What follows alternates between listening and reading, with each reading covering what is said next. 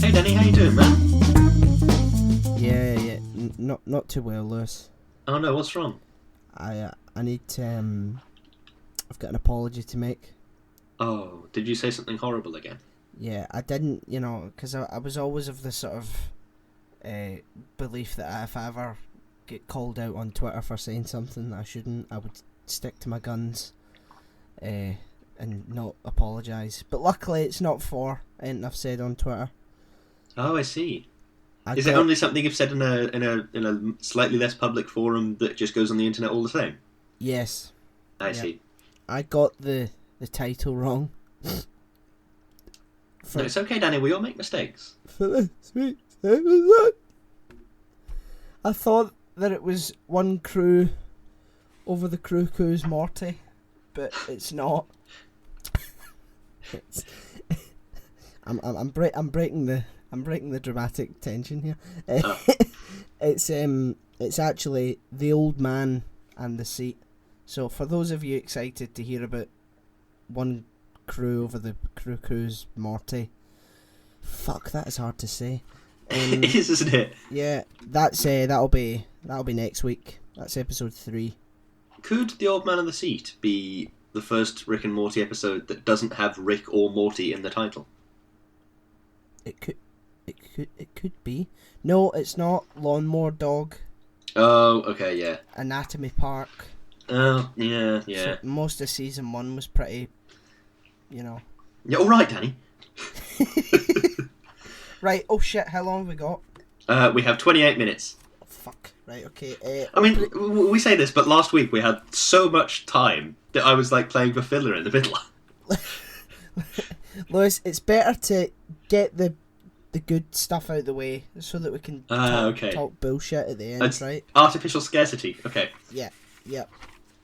Okay, what is your opening statement, sir? My opening statement, sir, is a brilliant episode which truly encapsulates the idea of Rick's true nature, both from how the only thing that matters to him is where he poops, as well as how he cannot truly make and keep friends.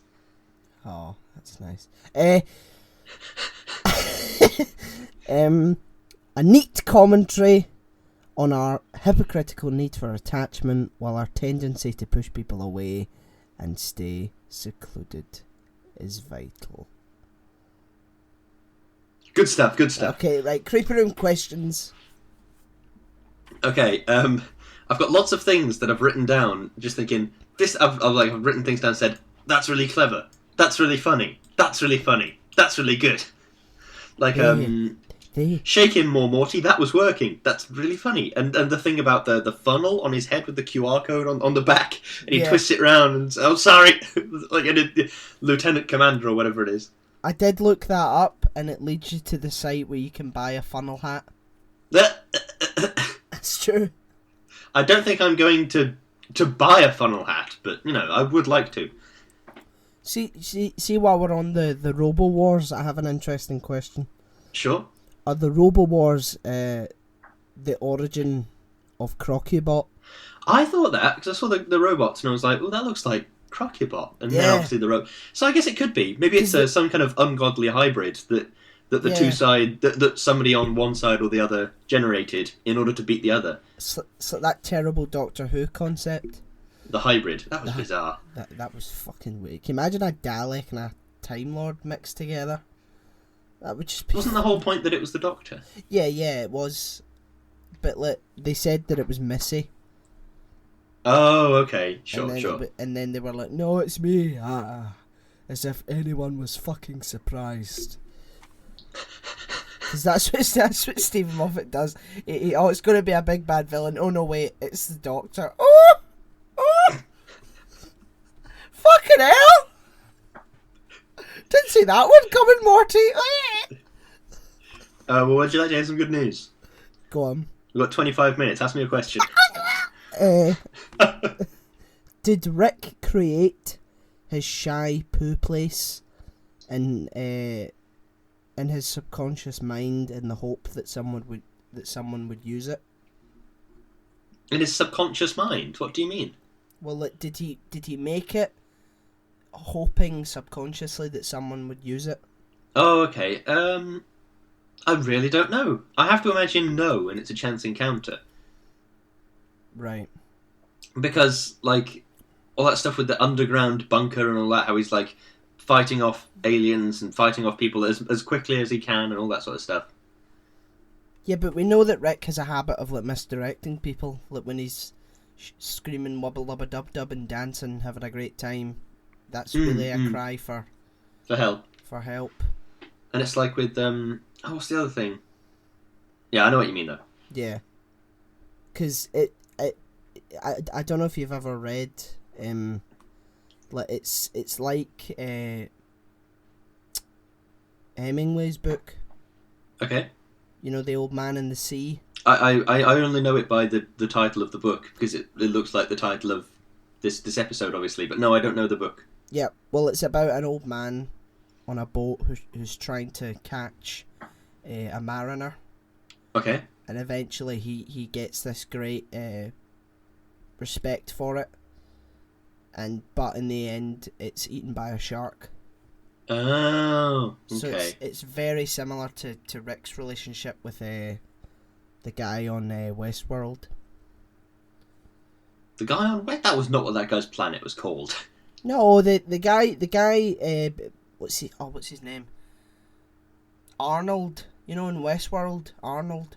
I've never seen Westworld. Have you not? We're not doing well this morning. Yeah, well, he plays the guy who kept shitting on his toilet.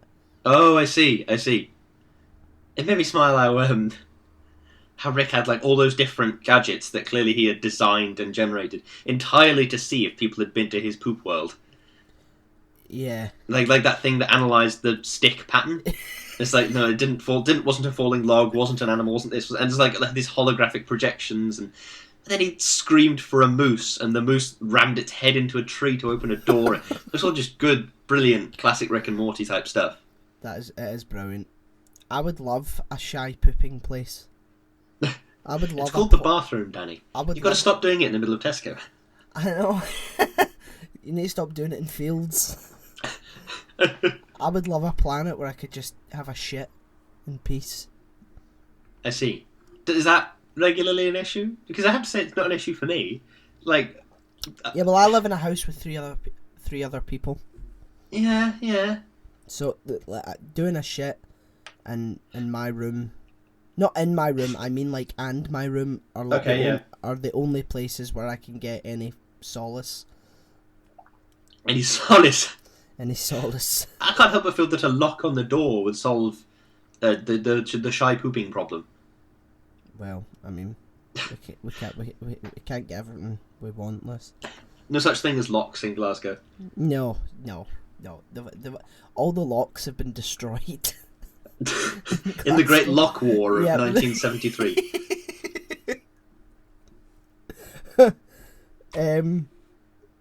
What's the next one? Does our generation / society have an issue over attachment? I am unsure, because I think it's our generation. We do have a tendency to anthropomorphize things a bit, in the sense of like I think because that's a big word. It's a big word, yeah. But I think it's because the generation above us were like, grow up, don't be so silly, or things about like stuffed toys when you were a kid. Don't be so silly. It doesn't matter. It's falling in a puddle, whatever it might be. And don't be so silly. That I think now as adults we might have more of a tendency to anthropomorphize things. Yep. And I think that's the kind of attachment issue we might have. But I'm not sure if we have an attachment issue with the new soulmate. What is it? Someone said 4 in 3 weeks or something. Yeah, something like that. Something ridiculous like that. I think that might be a bit excessive. What do you think? Yeah, I mean, I think it is a sort of parody. But Sure. I think that like, because there's so many options now, and like, there's so many ways that you can form relationships with people.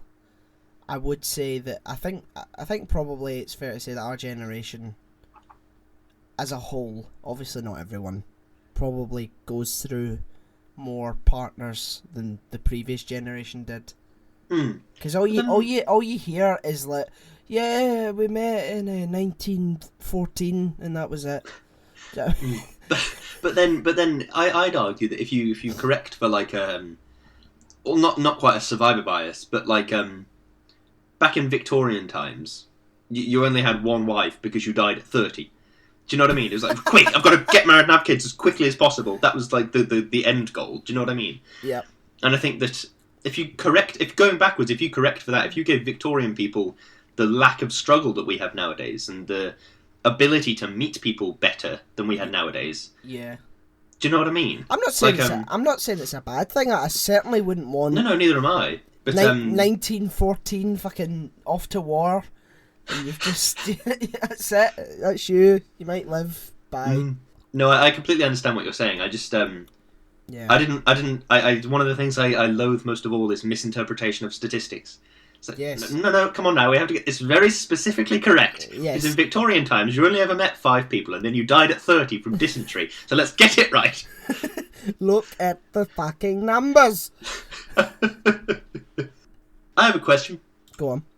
Is Jerry an idiot, or does he feel the need to throw away money by doing these stupid things? Because I think him investing in the app, it made me think of those little, it's the little coins that have little R2D2s on them, and all that sort of stuff.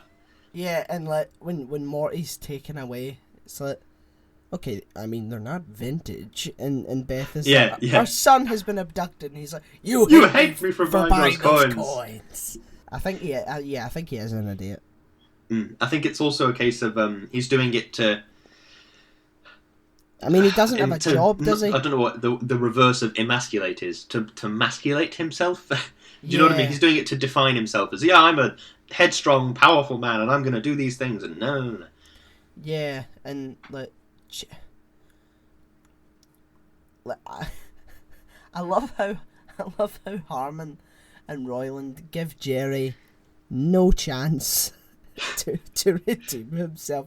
Like I mean, I think the worst that we've ever seen Jerry is when he went out with that alien Crutabulum. Oh God, yeah. That was just, that was just horrible. The stuff that he was doing. Do you put a bag over her head because you think it looks like an avocado? It's like, why don't you just say what you really mean? That you think it's cool that I get telekinesis by having sex with her, but you're grossed out by her blue skin and avocado-shaped head, and you want to put a bag and a wig on her. Sitting there looking at him like, what the fuck? After all the time and energy I spent teaching you about race, you ended up racist. Surely I mean, Christ knows I'm not a parent, but surely you'd think that the way to teach kids not to be racist is to not teach them, not go to great pains. Yeah, don't say that's different to you. That's also different to you. Don't create massive. I imagine at a certain point it'd become almost like reverse psychology. Like, that's different, but that's okay. That's okay. But like at a certain point, you'd start thinking maybe that isn't okay. Yeah, that might be. Yeah, because if my parents said, that person has a different skin colour to you, but that's okay. That sounds racist, doesn't it? It does, yeah. That just sounds as if someone is in denial about me. About it's okay. Precisely. Yeah, different skin colour's good. I have another question. Yep. Did Summer inherit her father's stupidity or his mismanagement of priorities? I don't know. I mean, we get the impression that Summer is quite intelligent. We do. Like those bits where she does the contingency plans for when Rick and Morty lost their memories and stuff. Yeah. But, like, she's still a teenage girl, which I think is quite interesting. The way that she's incredibly intelligent, but she still is trapped by these sort of generational expectations of, like, the cliche, it's Derek, and defined by, what is it, Ethan? Is that it? Ethan? Yeah, Ethan is the guy from that episode with Giant Space Center. Yeah, and she's often defined by what he thinks of her. So it's like the characters in the show are intelligent, but they use their intelligence to funnel toxic lifestyles. Sure. Like Beth uses her intelligence to sort of make sure that Rick doesn't leave at any means, with any means necessary. Rick uses it to sort of just wander through the cosmos, existentially lonely. Morty uses it to try and rail against Rick's sort of, but then he ends up sort of. I think Morty's going to become worse than Rick. I think he's going to, like, cause in the past couple of episodes he's been like killing people without any hesitation, and like he's like a 14-year-old kid, and I think it's just going to come to a point where he's just going to turn on Rick. Perhaps. Yeah, and the only one that doesn't really have any intelligence is Jerry. And then he unleashes an app that destroys the world, or whatever the moral of the story was. Yep. Do you want to develop an app? Oh God, isn't that Taika Waititi's voice? It is. He's brilliant. He's very funny. Yeah, he is fantastic. I loved his performance as Korg in Ragnarok. Yep. I want to see the new film that he wrote and directed. Oh, Jojo Rabbit. Yeah, where he plays Hitler. We're Hitler's an imaginary friend. Fuck. That's brilliant. Oh God. I've got loads of questions. Eve, go. Here's one. Go on. If Rick is a shy pooper, then why is he pooping out in the open? I feel like that's the definition of a shy pooper. I know there's nobody around. Yeah. But, like, I wouldn't be he's able pooping to right out in the open. Precisely. I feel like I would have to, like, I'd need to get into the zone to do a Yeah. poop like that. Yeah, I mean, why would you want to do a shit in the open air? Why would you want to shit outside? Yeah. I want to shit in a nice small room that's room temperature. And You want to shit in a room temperature coffin. I want to yeah. Get me in that coffin, quick! Quick! There's a pipe that leads to the sea. I know what you mean though, because like at first I was like, okay, well maybe he's made this world, or maybe he's like controlled the climate to such a degree that like it's completely to his whim. And then at the end he's like sat on the toilet and it's like starts raining. And I mean, don't get me wrong, all the holographic versions of him and the crown that comes out of the toilet and then it gets engraved King of Shit on the front of it. It just really made me laugh. Yeah, that is like what a sad scene that is. Mm-mm. It just echoes his loneliness like completely. The one thing I did love as well, it was the bum sort of bomb thing that exploded and then like a massive shit sort of squelched out and stuck the middle finger up. Don't tell me what to do. Another thing I liked about the Rick storyline was that phrase "meet your maker," used in the context that it was used. I really liked that wordplay aspect of it. Like time to meet who made this poop. It just made me. I liked that a lot. That was good. And also going back to Jerry's idiocy. Right. At one point, Jerry describes Rick as a disruptophobe, which is quite an interesting word, because if you look at it, disruptophobe, it'd be someone who's afraid of disruption. So somebody who wants an orderly life. But obviously that's not what Jerry means. Jerry means that Rick is a disruptive influence. Yes. Jerry has just picked up this sort of Silicon Valley word and said, no, I'm just going to say this everywhere. I'm just going to say it, and he doesn't want to understand it because he's too much of a moron to want to understand it. He just says it and says it and says it. There are plenty of people out there who use words that they don't know the meaning to. Oh yeah, like me. No, it's off topic, but I learnt a fantastic word the other day. Go on. Floxinokinahabilification. Not sure I know what that one means. It means it's the habit of estimating something as worthless. I see. That's good, I suppose. Yeah, it's a great word, isn't it? Floxinokinahabilification. It sounds like that Welsh town that no one can pronounce. Right. I need to learn how to pronounce that town because it sounds good. Okay. Yeah. No, I have a lot of favourite words. Obviously, I read a lot, and like things like avunculicide. I quite like that one. Is the murder of an uncle. I quite like that one. Wow. Because it's so very niche, and also like, I don't know, it's got a V in it. I like words with X's in them and V's in them. Yeah. Is there a word for killing your cousin? Almost certainly. Let me Google that bad boy. Oh, I don't know. There isn't one on this list, like, which is quite strange. Fratricide? Oh, you're killing a brother. Yeah. Maybe there isn't one for cousin. Maybe there isn't one, but it was just a letdown because you'd want there to be, wouldn't you? Yeah. Nepticide, which is nephew. Nepoticide. Neonaticide, which is killing an infant. Fuck's sake. But there's none for killing a cousin. Yeah. There's one for the act of killing an infant within the first 24 hours or month of its life, but there isn't one for your fucking cousin. Yeah, that's very strange. Uxoricide, the act of killing one's wife. Sorrowside, or sorrow. Is that sister? Yep. Oh, see, I know these things. Senocide, that's the elderly one.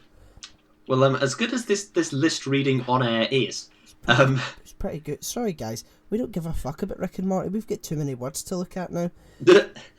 Omnicide, oh my god, the act of killing all humans. That's interesting because you think omnicide with the act of killing everything, like including animals and plants and. Xenocide, the genocide of an entire alien species. It's often used in science fiction. Cool. Wow, I thought. Wow, Jesus. Omnicide. Right, getting back to the task at hand. Wow. Sorry. Yeah, Rick and his loneliness and all that. Aye. What did you think of Beth's continued determination to be a mother to Summer? I think that's like. She's always trying to prove herself, isn't she, Beth? She's always got something to prove. I think it's a sort of symptom. I can't really speak today. I think it's a symptom of Rick's sort of bad parenting. That she must she must be a good mother because Rick was not a good father. I will mother you until your 18th birthday. Yeah. Yeah. And I remember reading, because it was a book I read a while ago, talking about she said she would raise her child until the vocation of raising him ended, age 18. So, okay, that's quite a strange way to put it. Yeah, so you just sort of resign after that? Yeah, you hand in your 2 weeks' notice 2 weeks before their 18th birthday. Yep. Right, off you go. Out into the world, you prick. Go and get a house. Come on now. I have run out of questions. All I've got left over now is like, this thing's really funny. Like the QR code final hat. My daughter joined ISIS. Good God. What? One of the lines in the show when Beth lands in the barn and the farmer says, "Hey, what are you doing?" He says, "I'm parenting. How did you do it?" And he says, "Yeah, not very well. My daughter joined ISIS." Jesus Christ. Wow. I mean, yeah, that's on you, I guess. That is kind of on you if your child decides to join ISIS. Okay, have you got a closing statement? Yes, I do. May I hear it, please? Okay, if you're that desperate. A lovely, family-orientated no, I'm just joking. It's another look at how utterly lonely Rick is, and how he can't ever really attach to anyone without pushing them away, and when he does open up, the universe takes them from him. Very true, the universe does take them from him. Yeah. I think this episode speaks well about Rick's true nature and about how he does have a conscience even if he wouldn't admit it. He does care for those around him, and he does want to provide, see like the heaven bags and stuff. He just views himself as a time bomb who's more likely to hurt them in the long run than help them. Like he wants to be good to Morty and Beth and Summer, but he doesn't want to get too physically invested in that because he's concerned that he will eventually hurt them, and he doesn't want to do that. He cares too much about them to let himself get too entwined, if that makes sense. It does. I mean, if you sort of wander the infinite cosmos, and there are an infinite number of versions of yourself, then you'd probably be forgiven for going, well, what's the point in making attachments? You'd think. Why bother? Why hurt myself? Mm-hmm. It's very depressing. It is, and I have run out of things to say on this episode. Yeah, I mean, Jesus Christ. Now, on that very sad bombshell. I know. Give us some plot development now. We want Evil Morty back again. What happens in the next one, do we think? One crew over the Cuckoo's Morty. Twists and turns abound. I've heard Elon Musk is in it. Oh, good stuff. We do love Elon Musk, don't we? I don't really know what I think of Elon Musk. I have no strong opinions about Elon Musk. No, I don't either. I think that obviously I don't care. I don't care what they give me. I will watch anything that Harmon and Roiland shit out. Do you know what I mean? But I mean, even if it was shit, I'd be like, "Oh, it's amazing," you know. I know what you mean. But I think I have a hunch that the first 5 episodes will just be sort of stories, standalone type things. Yeah, and maybe they'll come out with part 2 of season 4 in like 2 years or something like that, and then give some plot threads, some conclusions, because we've got We've got Phoenix Person. Oh god, Bird Person, yeah. Yep, and Tammy. We've got Evil Morty. Did Bird Person die? Tammy killed him, didn't he? He did, but... Oh no, because Phoenix Person... Yep, okay, sorry, yep. Yep. Fuck's sake, Lewis. I hate myself! So we've got Evil Morty, we've got Phoenix Person, who else? What other plot threads? We've got Morty's declining mental state. Which I don't think will ever be addressed. I think he will just become a Rick-like figure, and nobody will ever address it. Yeah, maybe.